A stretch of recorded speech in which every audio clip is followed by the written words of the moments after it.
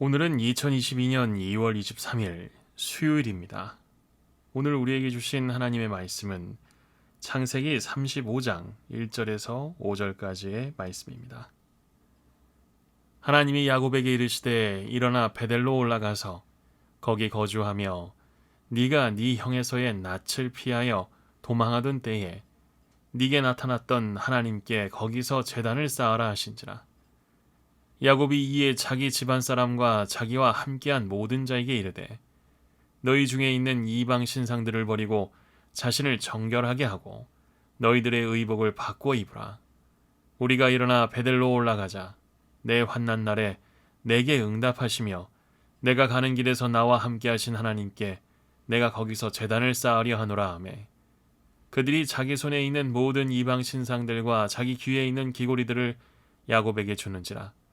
야곱이 그것들을 세겜 근처 상수리 나무 아래에 묻고 그들이 떠났으나 하나님이 그 사면 고울들로 크게 두려워하게 하셨으므로 야곱의 알들들을 추격하는 자가 없었더라. 아멘. 세겜에서 베델로 올라가라. 기상학자 에드워드 로렌츠가 발표한 나비 효과는 나비의 단순한 날개짓이 다른 지역에 태풍을 일으킨다라는 이론입니다. 즉, 하나의 작은 사건이 연쇄적으로 영향을 미쳐 예상치 못한 큰 결과를 가져온다는 의미입니다. 우리의 신앙과 삶에서도 작은 선택과 결정이 정말 중요합니다. 생각지 못한 전혀 다른 결말에 이를 수 있기 때문입니다. 야곱은 형 에서와 극적으로 화해한 후 숫곳이라는 곳에 정착합니다. 야곱의 지난 20년은 힘겨웠지만 이제 불행 끝 행복 시작입니다.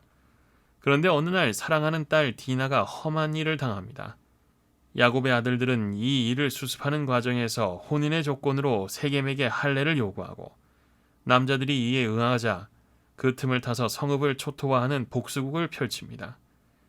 하지만 그들이 벌인 이 엄청난 일은 하나님의 시각에서 보면 아버지 야곱의 불순종에서 시작된 일입니다. 형의 장자권을 속여 빼앗은 후 두려움의 집을 떠날 때 하나님은 그를 베델에서 만나 언약을 주셨습니다. 내가 너와 함께 있어 네가 어디로 가든지 너를 지키며 너를 이끌어 이 땅으로 돌아오게 할지라. 창세기 28장 15절 말씀이죠. 베델은 야곱이 돌아와야 할 약속의 자리였습니다. 하지만 야곱은 숫곳에 자기 집을 지었습니다. 이는 하나님의 뜻이 아닌 야곱 자신의 판단이었습니다. 야곱은 자신의 결정이 이런 비극을 가져왔음을 깨닫고 심히 걱정합니다.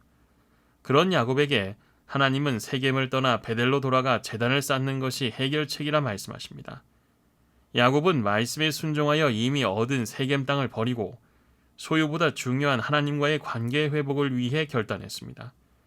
이는 세속적인 과거와의 단절을 다짐하는 것입니다. 눈앞의 이익과 쾌락에 빠져 지내던 죄된 삶에서 떠나는 것입니다. 하나님은 우리를 부르시고 우리가 하나님께 결단한 베델로 가라고 명하십니다. 이제 돌아가야 합니다.